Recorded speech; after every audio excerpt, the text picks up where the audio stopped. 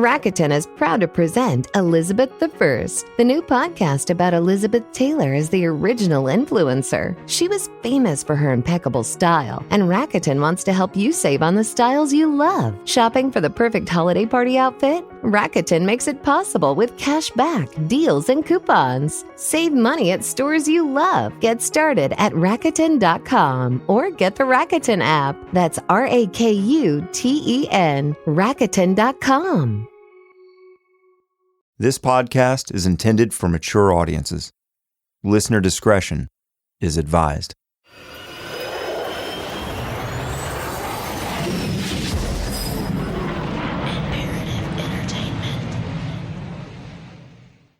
How the hell are you, Sean? On a cool, windy October day, I met with Stoney Burt in Winder, Georgia, right back where it all began. And though we talk often, it had been a while since I'd been to Winder or seen Stoney, and it felt good to catch up. I turned on my recorder and asked him what's changed lately in his life. I value every moment of every day with my family, with life, with people. My whole life's changed. It's like I was half full of a garbage can and somebody emptied me and washed me. That's how I feel, compared to before I met you. I missed that. I've really missed hanging out with this guy. We've been through quite a bit together in the 3 years or so since I first knocked on his door and explained to him what a podcast was. I never get tired of hearing how his outlook on life has changed for the better. And unfortunately, not everything in Stoney's life has been perfect lately. No, sir, we've had our difficulties, just like everybody. Mainly the distillery conflict. But other than that, Sean, I can't report nothing bad. The rock-solid distillery that Stoney and his son Stone opened at the end of season 1 has been closed since February of this year. I asked him to tell me, in a nutshell, what was going on, the 2-minute version. But really, what was I thinking? Because Stoney can't tell any story in only 2 minutes. I told her, I said, I know what's called you. You know all her things. I want to close the account now. Smiled and videoed it, just like I had the other 350-gallon still in that basement, so I can service the 44 states. He done said no. He said, you want to get on phone? Uncle was in 900 gallons of whiskey. 20 minutes later, this is basically the gist of it. In season 1, Stoney told us that he and his son Stone had made a deal with the man who owns the building in which the distillery sits. And that deal was essentially the Burts would put their sweat, money, and construction skills into bringing the nearly dilapidated building back to life and up to code in exchange for signing a 40-year lease on the building and paying a small monthly rental fee. If the distillery failed, they would walk away and the owner could do with the building as he pleased. No hard feelings. But that was before the podcast brought people from all over the country and world to the distillery.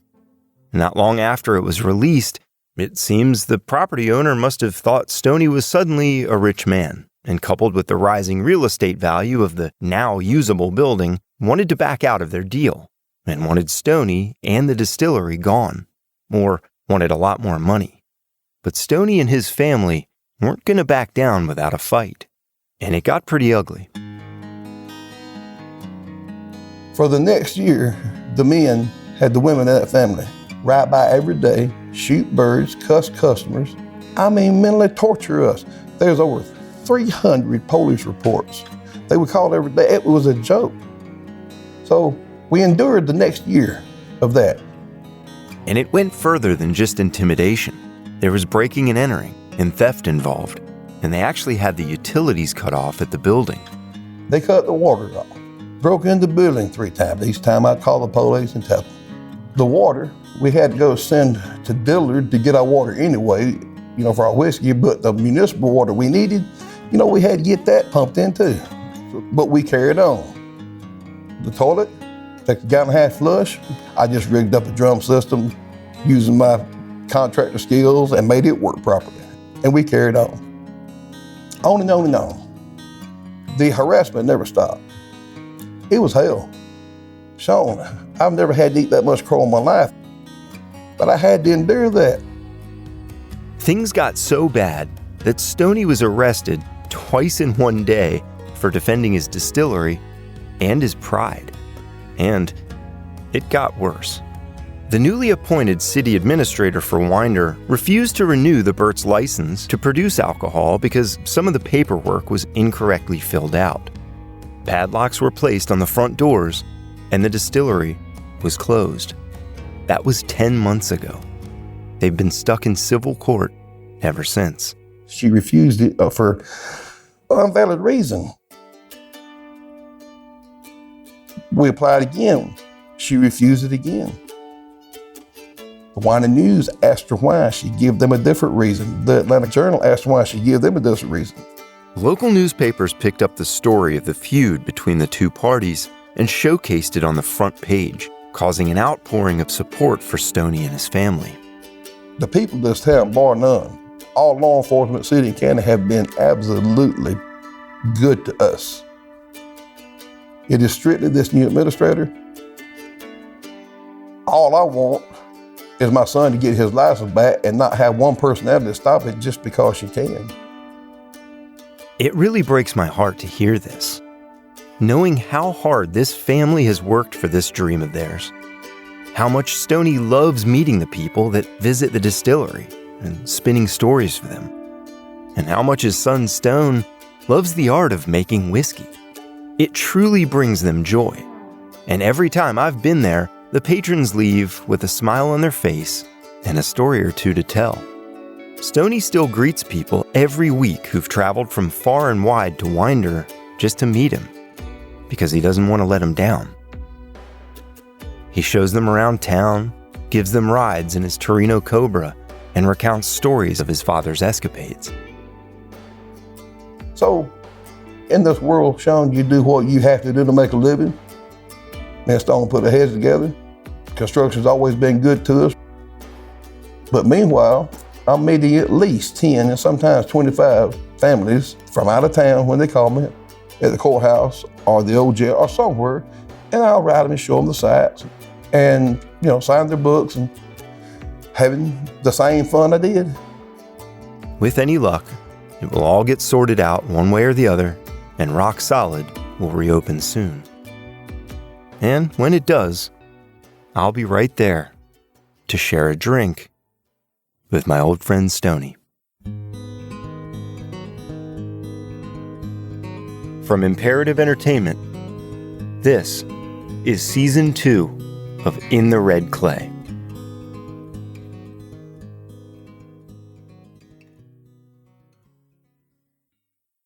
I was outside waiting on my wife and grandkids to pull up when I hear a bulletin over the news that a 50-year-old case in Durham solved, the Billy Sunday Burt gang. That caught my ear. You've heard many sides of Stoney, but there's one that riles him up more than anything. Someone speaking negatively about his father, especially when that someone is Billy Wayne Davis, Burt's former friend and partner turned enemy. When I turned on the TV and looked, it all come to me, something to the effect that a retired GBI agent talking to the son of Billy Burt, who remembered his father talking about being trapped in a snowstorm, connected that to the same Watauga County, the people come to see me, and based on that, they went to see Davis over a period of 3 or 4 times in 2 years, I don't know. Immediately after hearing the news of the Durham case, Stoney says he took issue with how this all came together. His father telling his brother Shane about this murder he had committed in North Carolina so long ago. Because my dad did not ever tell nothing. I would ask him something sometimes myself all through the years, and he would say every time, "Now damn it, son, I gotta buy you a bed sheet for your nose." He didn't talk, Sean, he was a gangster. The only time in his latter years, twice he told something. One when his hand was shaking and it come out of him. He said, "Stone, you see the hand?" If you'll remember, this story Stoney refers to is when Billy Burt was paid to kill a man in Texas. When he arrived, he found that the man was elderly and had Parkinson's disease, and his hands were shaking terribly. Billy said that he didn't want to kill the man and felt sorry for him, but he'd been paid to do the job.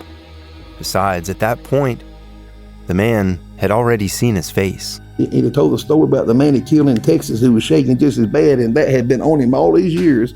And then he thought about that man every morning, every night. He'd give Stone the lesson, what you do comes back to you.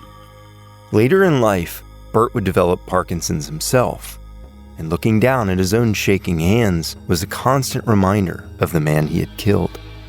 He felt this was God's way of making him pay for his sins. You reap what you sow. And just before he died, he let me ask him one question, and that was about a local insurance man here who didn't pay off when he wrecked that Torino racing Harold. Tom Locke was a local insurance agent who refused to pay out a claim on Billy Burt's car after an accident. It proved to be a fatal error in judgment for the man. He blew State Farm off the map. They rebuilt. A month later, the first day Tom Locke was in his desk, they found him shot 3 times and ruled it suicide. Now, that's the only time he's ever talked about in-death murder, other than the local ones like Jim West and all that he knew about anyway.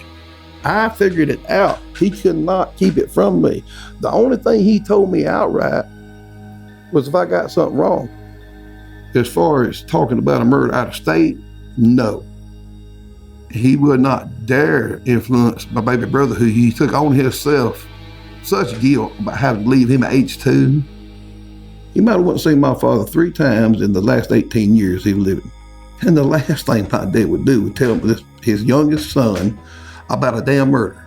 Stoney felt that his father only shared the things he did with him because Billy saw young Stoney following in his footsteps and tried at all costs to prevent that.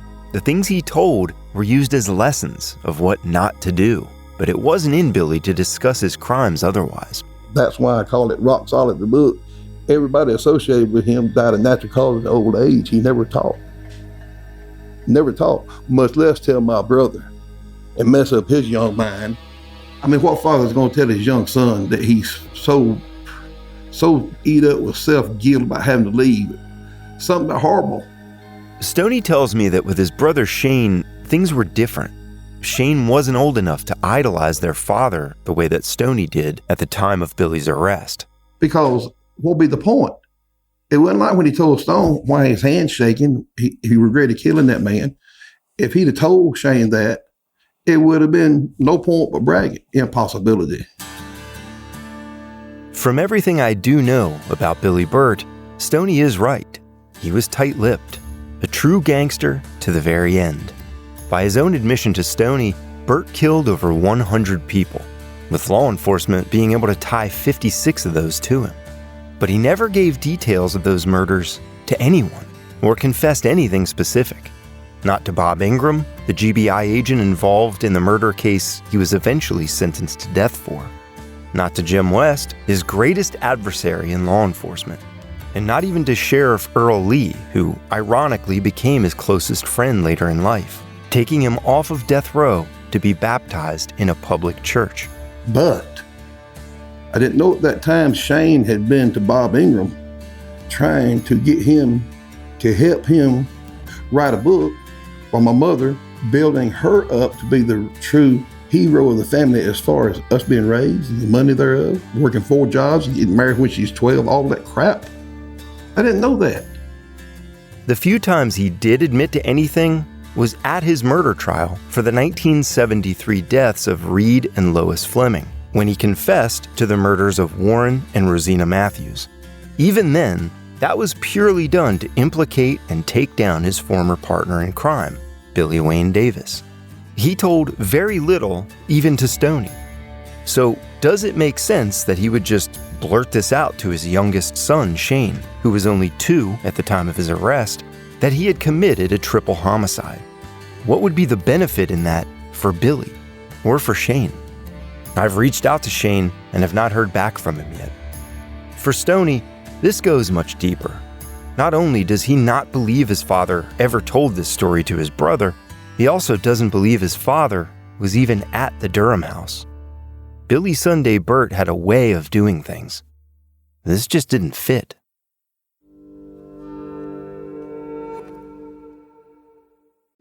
Hi, I'm Jake Adelstein, author of Tokyo Vice.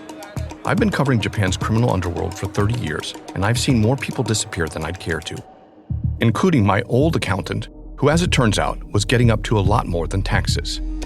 My co-host, Shoko Plambeck, and I are tracking him down, and along the way, we're exploring what's really happening with Japan's missing people. We call them Johatsusha, or the Evaporated. From Campside Media and Sony Music Entertainment, The Evaporated, Season 1, Gone with the Gods, is available now.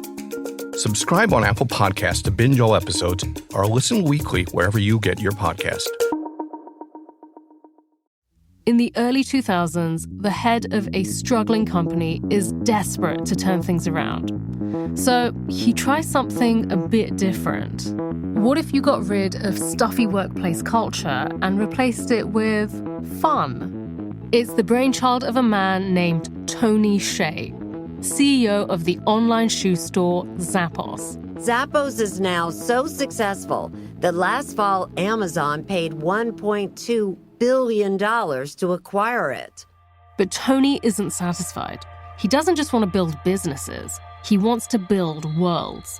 This kind of weird hybrid between a corporation and community and city that's never really been done before. This is a story about the power of a vision and its perils. 911, what's the location of your emergency? Someone's locked in a room with a fire. I'm Nasran Tavakoli-Farr, and this is The Cost of Happiness.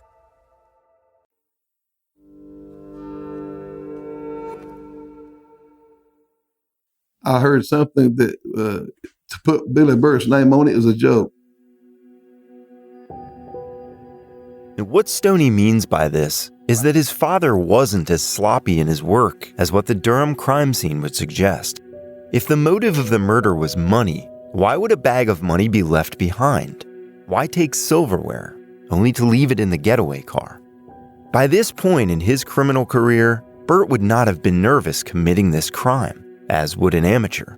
And if they were almost caught in the act, I have a feeling that Billy Burt would have handled the situation accordingly, leaving no witnesses. I heard that they left a bag of money in the house. I heard that there was nothing of any, they never found what got taken, if it was anything. I heard they found silverware in the car, so that told me unprofessionals. Everything I heard pointed to a hit by somebody, and the dummies that done it got the silverware and left the damn money. That wasn't Billy Burt. That wasn't the way Billy Burt worked. He didn't mess with silver. He wouldn't even take jewelry off a person.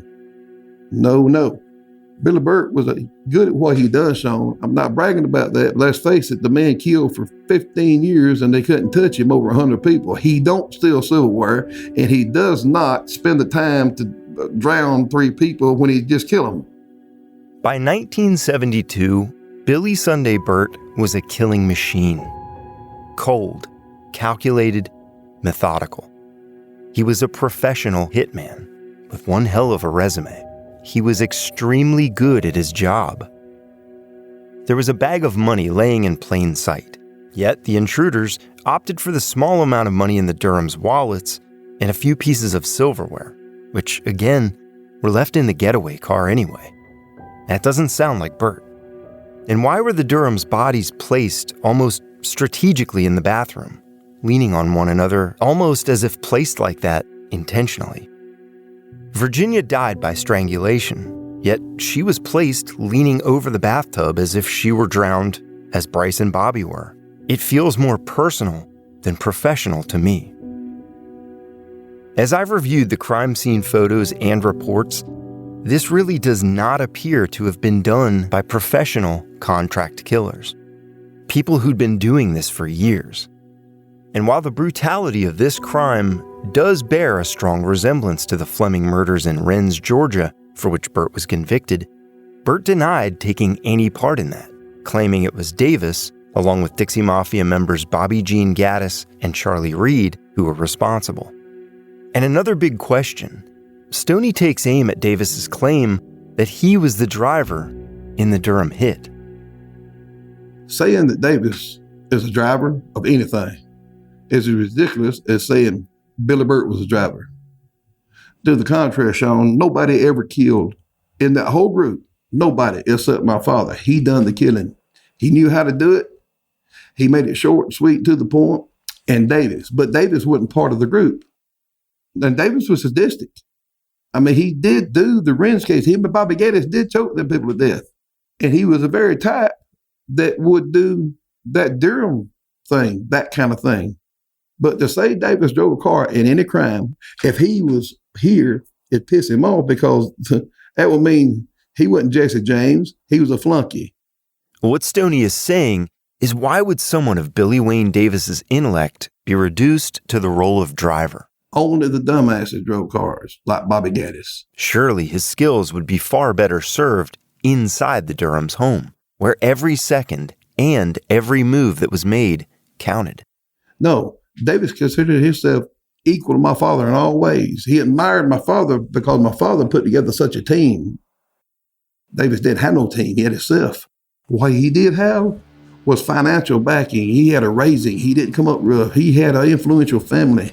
He was in touch with all lawyers. You know, money is a common denominator to friendship. So what Davis had, my father didn't, was money from the get-go and influential family. And what they seen in each other, he recognized in my father somebody that could do things he couldn't. Not only athletically impossible to other people, but the set of, for lack of a better word, balls that he'd never seen before. He not only met his match, he met his better. Him and my father were partners on some things, but he was never involved in my dad with the boys on their thing, never. Stoney is convinced Davis was never even there. No, I don't think he was. And I would bet hard on Monday 10-1 he was not. Simply because Davis never tailgated nothing. Davis was always the one to set it up from information that people like my dad could not get. When I say that, from professionals like lawyers and politicians, are high up the ladder information from other criminals. So who hired the alleged hit on the Durham family? The case was closed without that question being answered by law enforcement. And Davis did not provide that answer in his confession. We don't know if it was orchestrated by information coming from someone of higher social standing, maybe over a business deal gone wrong with the Durhams, or a common thug simply looking for an easy payday. Stoney thinks Davis cut a deal for his confession. What I'll tell you will be up to how you see it and how anybody else sees it. But to me, it's absolute proof. When I first looked into Billy Wayne Davis in season 1, I tried to contact him with the intent of interviewing him. I wrote him a letter, sent it to the Central State Prison in Georgia where he was serving out his life sentence. I never heard a response. Months later, I worked with retired Barrow County Sheriff Joe Robinson and Walton County Sheriff Joe Chapman, and they went to interview Davis regarding the Fleming murder case. Before they met with Davis, Stoney had asked if they'd present him with one of the books he'd written. Stoney included a letter saying he had forgiven Davis for turning on his father and that there were no hard feelings. Davis refused the peace offering out of fear that having the book could get him killed. Somewhere or another, they made a deal with Davis to say, okay, I was driving. And for that, he got a lot. If you consider a nice bed, better food, a lot, which is a big deal. You remember how scared he was in the Macon State Prison during the interview the two sheriffs done, when you done the podcast? He wouldn't even take the book for fear a convict would sit and kill him. He wouldn't even let him leave the book with a warden because he didn't trust that son of a bitch. Those are his words. Even as an elderly 78-year-old inmate, Davis was still living in fear for his safety and his life. I guess it's true what they say. In prison, no one likes a snitch. Right around the time of his confession, Davis was moved to a medical prison in Augusta, Georgia. It's safer, better conditions, better care, and better food. Stoney thinks Davis made a deal to get into a prison with better living conditions, since he really has no hope of getting out. If you've been in a state prison for decades eating low-grade prison food, a comfortable bed and good hot meals might go a long way to sway you into cooperating. As part of his confession, Davis was not charged for the role he played in the Durham murders. So for him saying he done the getaway, drove the getaway car, but my daddy and Bobby Gaddis and Charlie done the murder, is obvious to anybody with any common sense. A good deal for him for what he got. Stoney's reasoning as to why he believes Davis would enter into a deal with authorities? Because Davis has done it before. Flashback to 1974, when Billy Burt had just been convicted of bank robbery and other crimes because Davis flipped on him. Davis made a deal with Sheriff Earl Lee and ATF Special Agent Jim West that would allow him to be paroled within months of the end of the trial. Burt, on the other hand, would be sentenced to 225 years in prison. But because the judge ordered his sentence to be run concurrently, he ended up with a 25-year sentence in the end. He would be eligible for parole in just 7 or 8 years, and likely be out in less than a decade, at which time he surely would have sought revenge on Davis, among others like Jim West. So Jim West goes to Davis, he says, son, Billy Burt had just got overturned. I don't know whose family he's going to kill first, mine or yours. You better come up with something fast. And Davis did come up with something to keep Billy Burt in prison for the rest of his life. So he made the deal with Davis right there. If he would tell everything and leave out nothing, every murder that he had any knowledge of, and every murder that Billy Burt done and was willing to testify to that fact, clear himself of all his murders, he would get complete immunity. They made the deal. He testified against my father. It rings. It went down. Burt, Bobby Jean Gaddis, and Charlie Reed were convicted of the Fleming murders in 1975, for which Burt received the death penalty. The idea of Davis making a deal with Jim West, though, up to this point, has not been backed up with any proof. Until now. Stoney has agreed to provide me with proof that Davis made a deal with authorities. A deal that sent Billy Burt to death row. He has never shared this with anyone before now. I have the original transcript of Jim West making the deal with Davis for immunity to kill 18 murder of his own, half of which he was under indictment, only if he come clean and didn't leave out one on himself and any that Billy Burt done, as long as he would testify Billy Burt done it. That list is over 56 long that Davis knew of. Not on himself, he left that out of this. But he gave Jim West a list of his own to take care of. And they took care of it, got them dropped. But the 56 that he told of that he knew my dad done was involved in. If he left that one, that immunity went away. I've got it. The document, the deal, everything.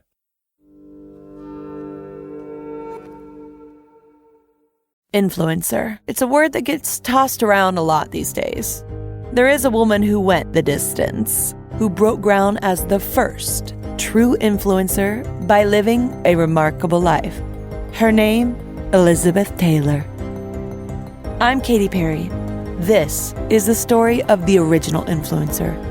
This is Elizabeth the First. Elizabeth the First, the podcast, wherever you listen. In 1968, law enforcement from across the South held a secret meeting to discuss a loose-knit gang terrorizing the region. The Dixie Mafia. It's a brotherhood of criminals who've done just about everything from organized drug rings to murdering elected officials. Throughout the 60s and 70s, cops hunted down key figures of the Dixie Mafia, including its enigmatic ringleader, Kirksey Nix. I'm an outlaw, but I'm far from being the psychopathic nutcase I've been made out to be. 15 years into Kirksey's life sentence, the Dixie Mafia was practically folklore, but that would soon change. Mississippi Circuit Court Judge Vincent Sherry and his wife Margaret were assassinated in their Biloxi home. This wasn't random. Was he the target? Was she the target? Did the mayor have anything to do with this? Somebody was going to die. I'm Jed Lipinski. This is Gone South, a documentary podcast from C13 Originals, a Cadence 13 studio. Season 2, The Dixie Mafia. Available now on the Odyssey app or wherever you get your podcasts.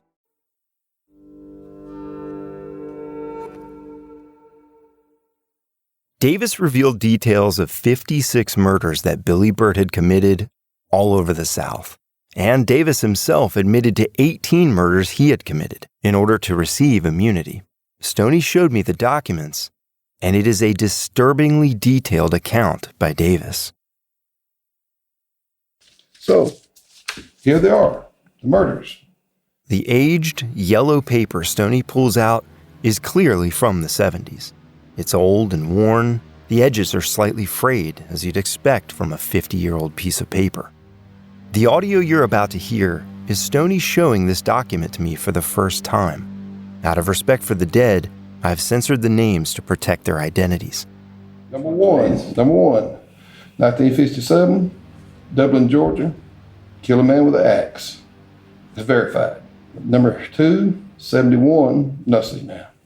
71. Now this is Davis telling what he knows. This is Davis telling. This is what's in here. I've narrated.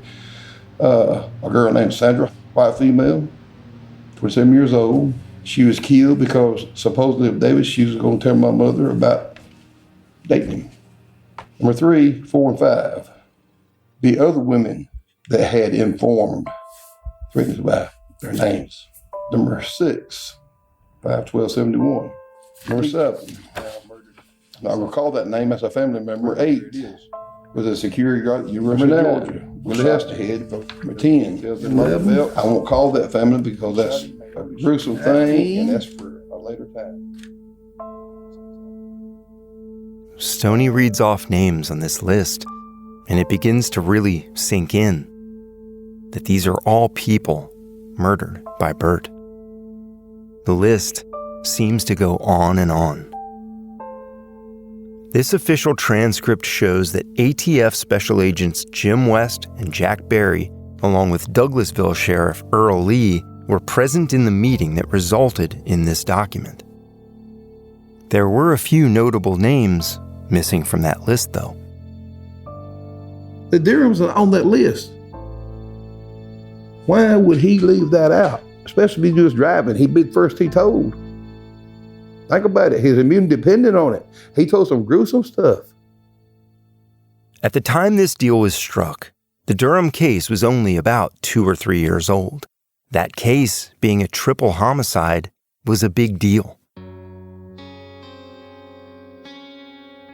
Why would Davis not include it as part of his immunity, or tell about it to further condemn Billy Burt, when instead he told of murders that had happened up to 10 or more years prior? And while I don't necessarily see this as firm proof that Burt took no part in the Durham murders, it does seem odd. Davis is a Billy Burt unto himself. The man had killed over 30 people when my dad met him. And he served nobody. He served Davis. So here's these people, power. Here's Davis being coerced or talked into making Billy Burt a dumping ground. Billy Burt has done enough murders and enough crime and enough awful things that the truth is bad enough. It don't need any help. And that's what he's been allowed to do. If you take Davis and look at him, he's a stand-up guy. He is. Think about this. He knows as many people probably as my father. He was the common denominator of that group of influence. Just as my father was common denominator of what we deem to be Georgia's Dixie Mafia. Stoney clings to every last thread of dignity he can for his father, regardless of the crimes he's guilty of. Really, that's what unconditional love between a father and son is. Davis and Billy Burt had it out for each other from the time they both went to prison, turning on one another and telling of murders that were committed for the sole purpose of making sure the other would stay in prison for life. Could this new confession be Davis simply getting the last word in, the final stake in the heart of Billy Sunday Burt?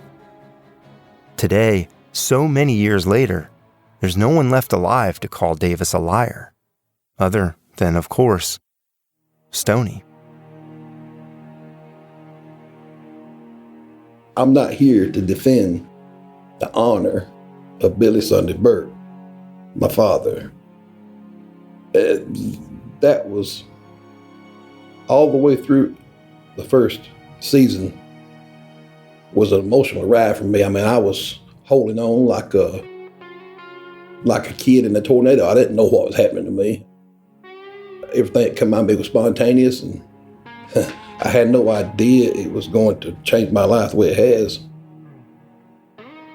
This thing you're doing right now, we're doing, I'm a part of, I'm not out to belittle law enforcement. I'm not out to stain the career of Bob Ingram. I'm not out to take away from the hard work of any police. And I say again, I'm not out to defend the honor of my father, because we all know by now that he is perfectly capable of this or any other crime he deemed worthy of his time, effort, money, whatever. This is a stark reminder of who Billy Burt really was and what he was capable of. No amount of love from his son could change that. His life pretty well spoke for itself. We all know that he would key for a damn nickel. He would key if it suited him. I'm simply here putting myself back out there again, wide open for anybody to take a punch at me. Because it just don't damn taste good the way they've done it again. They have circumvented jury, grand jury, judge, trial, the whole sheboom. Took an exceptionally awful case and allowed Davis to, once again, without a polygraph, without anything, say, okay, yeah, if that's the deal, I was driving, the same three that I said killed the Wrens done it. Now, send me to a better place and feed me meat, or whatever his deal was, me and you'll never know. It ain't in me to sit back and allow that to become history without a rebuttal. The facts of this case that I've read from reports I've seen, and on the other hand, knowing my father the way I did for the last 45 years of his life, I mean, I intimately knew I could finish this sentence on some things. Stoney's intimate knowledge of his father is what he ultimately relies on when he says Billy Burt had no part in the Durham murders. My sole motive, and even talking about this case, knowing that it's going to be out there for that family, everybody to dissect every word I say, and they might see it as me sticking my nose into it. But my sole motive is because my father has no one to defend him except me.